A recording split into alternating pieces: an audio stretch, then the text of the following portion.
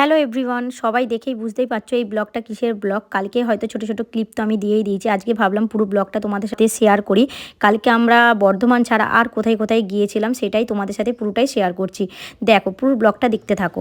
আর আমরা কালকে কিন্তু বর্ধমানে যাওয়ার কোনো রকমই প্ল্যান ছিল না, আমরা হঠাৎই এটা ঠিক করেছি। আমাদের ঘোরার কথা ছিল কলকাতার মধ্যে এদিক ওদিক, কিন্তু চলে গিয়েছিলাম শিয়ালদা স্টেশনে। ফার্স্টেই গিয়ে ওখানে ঠিক করা হলো যে আমরা বর্ধমান যাব।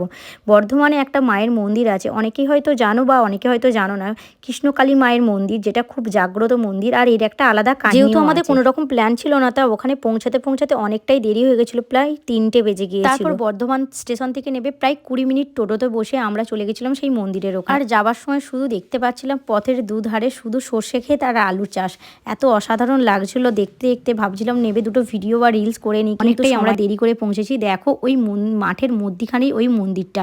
আগে নাকি ছিল অন্য জায়গায়, সেখান থেকে নানা রকম নাকি শুনলাম একটা প্রবলেমের কারণে সেই জন্য এখানে নিয়ে চলে এসেছে। আর যে মা এই মন্দিরটাই পুজো করে, মানে মেন যে মাকে স্বপ্ন দিয়ে এই মন্দিরটা বা এই ত্রিশূলটা পেয়েছে, সেই মাই নাকি পুরো দেখাশোনা করে।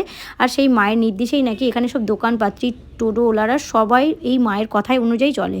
তা আমরাও চলে গেছিলাম ওখানে পুজো দিতে। তা ওখান থেকে ডালা নিয়ে মায়ের মন্দিরে, আর মায়ের মন্দিরের ভিতরে ভিডিও করা বারণ ছিল, তাই ভিতরে আমরা ভিডিও করতে পারিনি।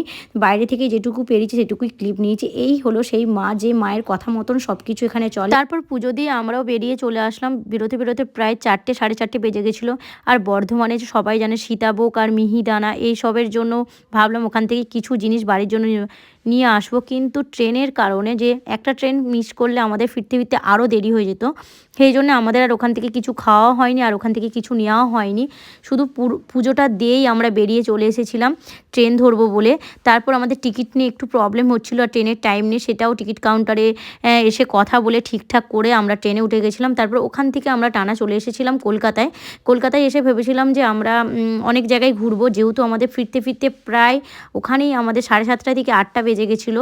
সেই জন্য আমরা দক্ষিণেশ্বর স্টেশনে নেমে গেছিলাম। আর দক্ষিণেশ্বর স্টেশনে নেমে দেখলাম যে যত মানুষ, হয়তো মানে বছরের প্রথম রবিবার, তা ওই দিনেই হয়তো ঘুরতে বেরিয়েছিল, মানে এত প্রচণ্ড ভিড়। আমরা টিকিট না পেয়ে আবার ওখান থেকে গাড়ি বুক করে আমরা চলে এসেছিলাম প্রিন্সিপ ঘাটে। আর প্রিন্সিপ ঘাটে গিয়ে আমাদের মানে কি বলবো, সন্ধেবেলা মানে কলকাতাটা জাস্ট অসাধারণ। আর গঙ্গার ধারটা তো কি বলবো, ব্রিজের তলাটা, নৌকা, মানে সব কিছু মিলেমিশে একাকার, এত ভালো লাগছিল। তারপর আমরা ওখানে কিছুক্ষণ কেউ তো ওখানেও বন্ধ হওয়ার টাইম হয়ে গেছিলো, প্রায় 9টা বাজতে যায়। তা আমরা 15 মিনিট আগে পৌঁছেছিলাম, 15টার কাছাকাছি। 15 মিনিটের মধ্যেই আমরা ওখানে একটু ঘুরে আর কিছু ফটো তুলে আমরা তো বছরের প্রথম রবিবারটা এইভাবে কাটালাম। তোমাদের সাথে পুরোটাই শেয়ার করলাম। সবাইকে টাটা বাই, ভিডিওটা এই পর্যন্ত।